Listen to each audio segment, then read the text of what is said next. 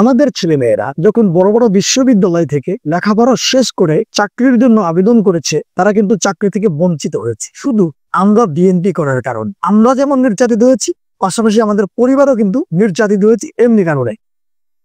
অনেকেই এখন মনে করছেন যে এই আন্দোলনের কাঙ্ক্ষিত ফলাফল আসলে পায়নি এখনো অনেকেই। এই বিষয়ে আসলে আপনার মতামতটা কি?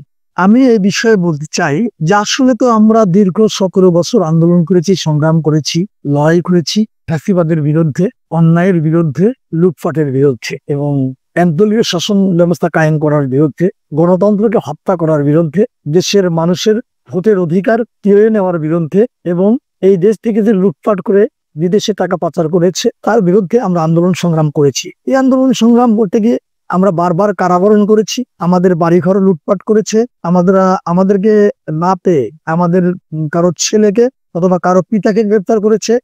এটা আমাদের ধারাবাহিকতা ছিল, প্রতিনিয়তই এই ঘটনাটা আমাদের বিরুদ্ধে ঘটেছে। পাশাপাশি আমাদের ছেলেমেয়েরা যখন বড় বড় বিশ্ববিদ্যালয় থেকে লেখাপড়া শেষ করে চাকরির জন্য আবেদন করেছে, তারা কিন্তু চাকরি থেকে বঞ্চিত হয়েছে শুধু আমরা বিএনপি করার কারণ। যখনই দেখেছে এই পরিবারটা বিএনপির সঙ্গে সম্পৃক্ত, তখনই আমাদের ছেলে মেয়েদের চাকরি হয়। আমরা তো জেল জুলুম অত্যাচারের শিকার হয়েছি, আমাদের পরিবারে সন্তানেরাও কিন্তু এই বঞ্চিত হয়েছে চাকরি থেকে, ভালো জায়গায় লেখাপড়া করা থেকে বিভিন্ন। এবং আমাদের সংসারে, আমাদের পরিবারে, যেমন আমার স্ত্রীর কথাই বল, আমি কিন্তু এই 17 বছরে বারবার জেলে গিয়েছি। আমি যখন জেলে গিয়েছি তখন কিন্তু আমার স্ত্রী আমাকে কাছে পায়নি, আমার সন্তানরা আমাকে কাছে পায়নি, তারা কিন্তু নির্যাতিত হয়েছে। যখন আমার অনুপস্থিতিতে রাতের অন্ধকারে পুলিশ বাড়িতে ঢুকেছে, যে ঢুকে তাফালিংটা করেছে, সেটা কিন্তু আমার পরিবারকে বহন করতে হয়েছে।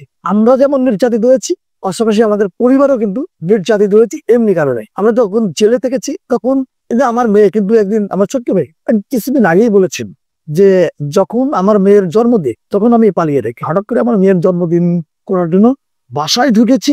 বাসায় ঢোকার সঙ্গে সঙ্গে ডিবি পুলিশ আমাকে চারিদিকে ঘিরে ফেলেছে। আমি সেই যে আমার মেয়েকে ফেলে রেখে আমি পালিয়ে গিয়েছি, এটা আমার মেয়ের অনেক কষ্ট। অনেক সময় আমাকে স্মরণ করিয়ে দিয়ে বলতে চায় যে আব্বা, তুমি এমন একটা রাজনীতির সঙ্গে আছো যে আমার জন্মদিনটাও তুমি পালন করতে পারলো না। এটাও কিন্তু ছেলে মেয়েদের মানে ক্ষোভ।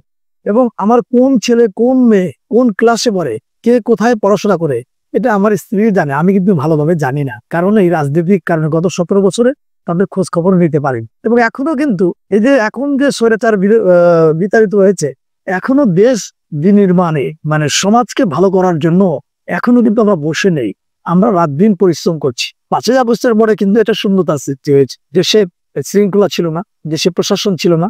আমরা কিন্তু আইন শৃঙ্খলা ঠিক রাখার জন্য, শান্তি শৃঙ্খলা বজায় রাখার জন্য আমরা মাইকিং করেছি, আমরা পাড়ায় মহল্লায় কমিটি করেছি। এটা আমাদের নেতা জনাব তারেক রহমানের নির্দেশ।